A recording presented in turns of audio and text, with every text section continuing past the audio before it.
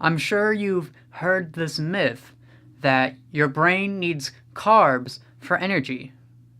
As in, you need to eat lots of carbs in order to give food to your brain in order for it to function, and without those carbs, you'd simply fall over and die and would never be able to think anything ever again.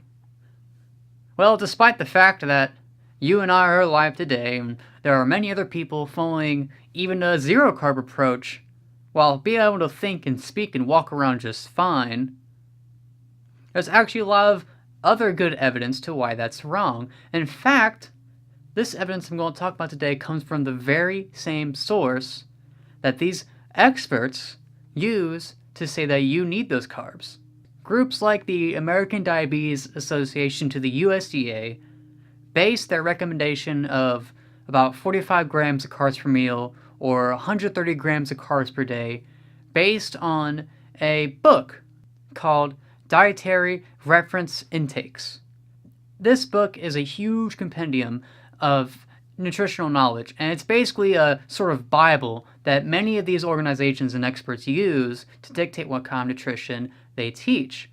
And while it is true that in Chapter 6, which goes over carbohydrates and starches, in their summary they do say that the recommended dietary allowance for carbohydrate is set at 130 grams per day for adults and children based on the average minimum amount of glucose utilized by the brain.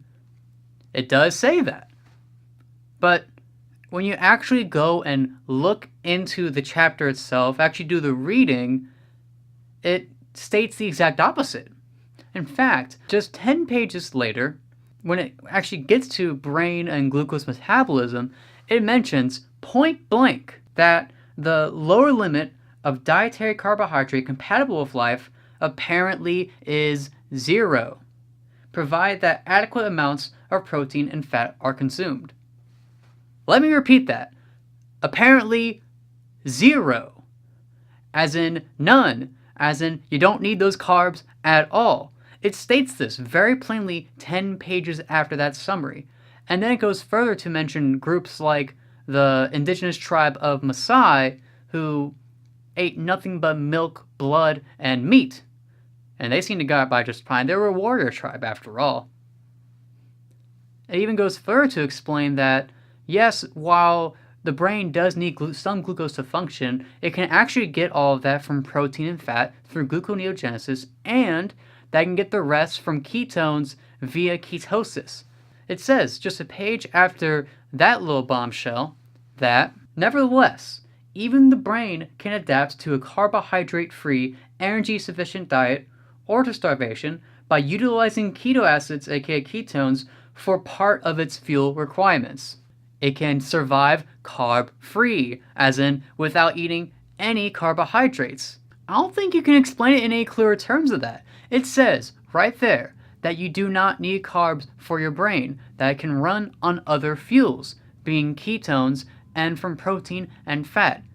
It says it very obviously, and yet, for some reason, the summary itself still states that you need 130 grams minimum for your brain. This does not make sense. Why is it that their own summary contradicts what the literature in this very same book says?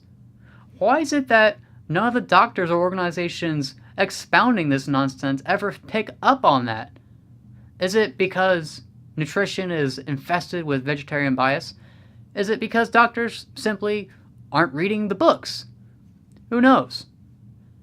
But all we know is the very same evidence that is used to dismiss our approach can actually be used against them.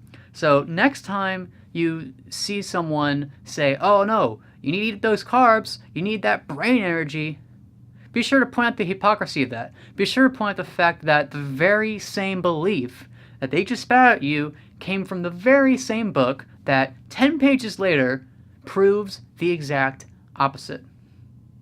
That's all I have for today, everyone. Be sure to tame that type 1, and remember, you don't need carbs for your brain.